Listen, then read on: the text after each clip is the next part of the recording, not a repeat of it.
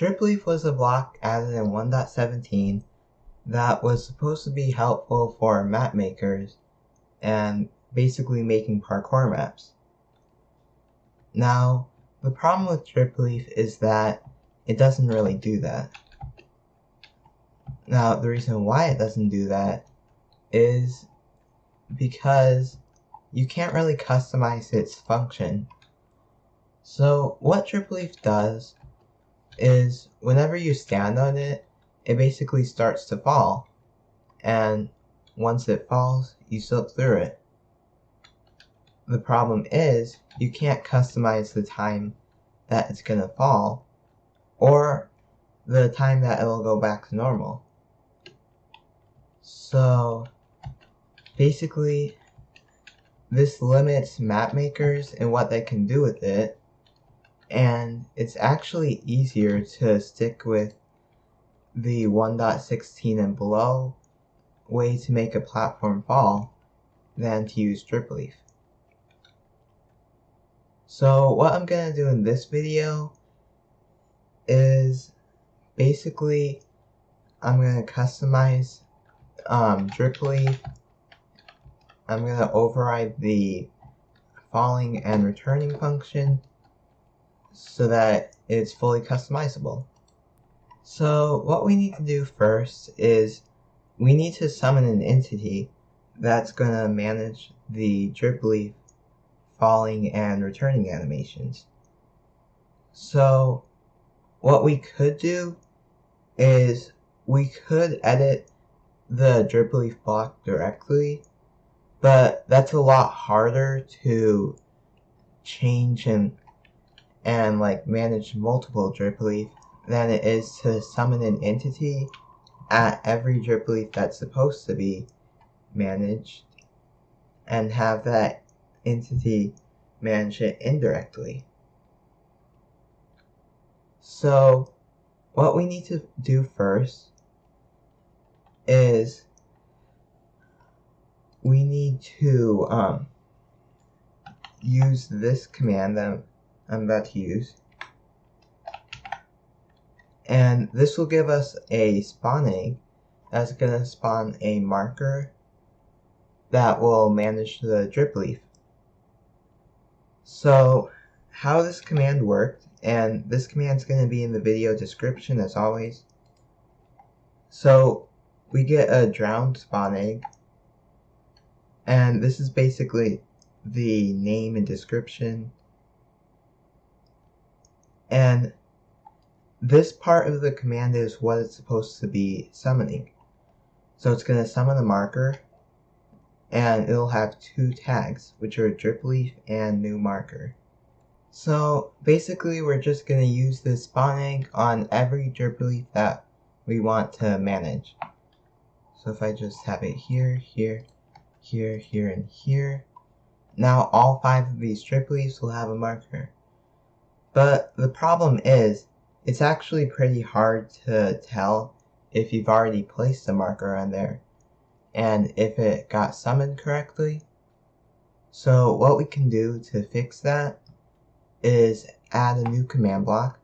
We're going to make it repeat and always active, and what we're going to put in it is we're going to type /execute at e tag equals Dripleaf, tag equals newmarker, run particle Minecraft dust, and we're gonna add the RGB color values, which will be 0.2, 0.66, and 0.32 to give us like a kind of greenish color. We'll put 1 as the alpha value. We'll summon it at our position, and let's do 0.2, 0.2, 0.2 to make it like a rectangle. We'll summon 100 of them. Well, that's the speed. We'll summon 25 of them, and normal.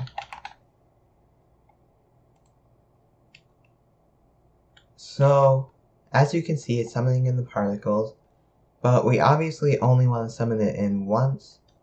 So we'll put another command block. Let's make this chain always active. And we'll type in /tag @tag equals dripleaf, tag equals newmarker, remove newmarker. Now, as you can see, every time we place in a new marker, it will make the particle.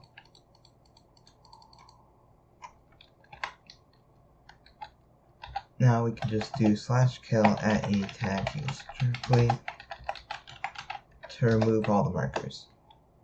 So before we can start editing the dripleaf, what we have to do is finish setting up the marker when it spawns. So what we're going to do is we're going to pick up this command block by doing Control and middle click, and now we can just destroy it.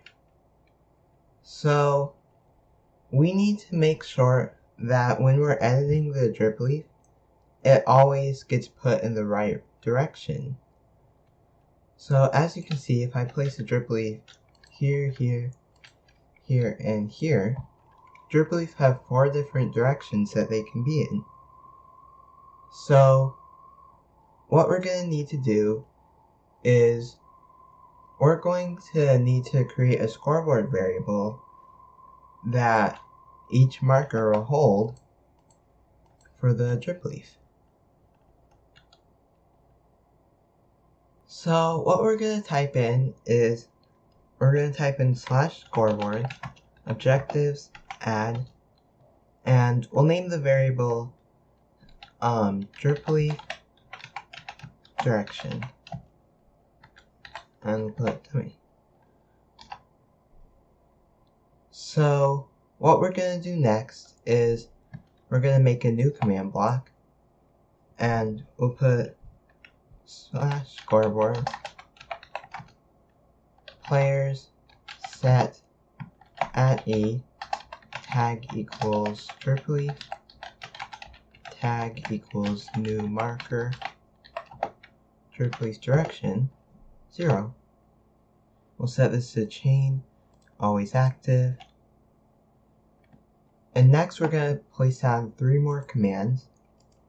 So the first command is going to be /execute as @e tag equals dripleaf, tag equals new marker, if block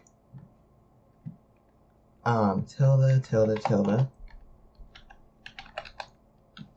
big dripleaf facing equals north, run scoreboard players set @s dripleaf direction 1. And so we're just going to copy this, or set this to chain always active, and we'll paste it into here, this time changing the dripleaf direction to 2 and changing the facing to south. So this is chain always active, and we'll do this one more time, change it to 3 and change it to west. We'll put back our command block that we picked up. And I almost forgot, what we need to do is we need to go through these 3 command blocks, go to this part of the command after we put the entity it's checking for, and add @s. So this is a mistake that everyone makes from time to time, but it's pretty crucial to add this if you're checking for the block that an entity is at, or the position. So what we can do now is spawn in some markers, and we can type the command /scoreboard players get @e tag equals dripleaf, limit equals 1, sort equals nearest, dripleaf direction. So this will get the closest dripleaf's direction. So this one has 2, this one has 3, this one has 1, and this one has 0. So maybe we can even add some signs on top of it to help us when we're adding the commands to change the dripleafs. So this one was 2. I don't believe you can. I'll just have to grab some concrete to use some nice green. So I believe it was 2, 3, 1, and 0. Yeah, and if you've watched my videos, you'll know that I never show a sign without some glow ink on it. So some glow ink, let's make it a line. So yeah, that's better. So there's one last thing we're gonna do for this video, and that's gonna be to manage breaking dripleaf. So currently, if we place down a dripleaf, place down a marker, and break it, that marker is still going to be there until we kill it manually.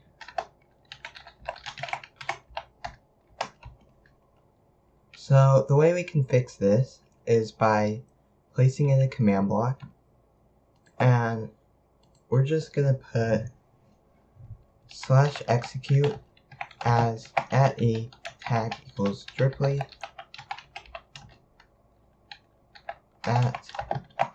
@s if, well, let's do unless block tilde big dripleaf run kill and s. We'll set that to repeat, always active. So now if we place down a dripleaf, place this, and we do /teleport @s @etag equals dripleaf limit equals 1 sort equals nearest, we will be teleported to the dripleaf.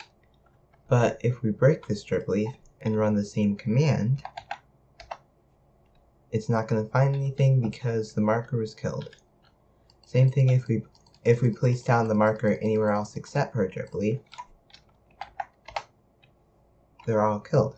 So as always, thanks for watching part 1 of the Customizing Dripleaf series.